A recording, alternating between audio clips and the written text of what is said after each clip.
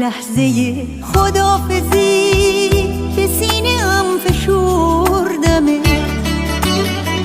اشک چشمام جاری شد، دست خدا سپردمه. دل من راضی نبود به این جدایی نازنین.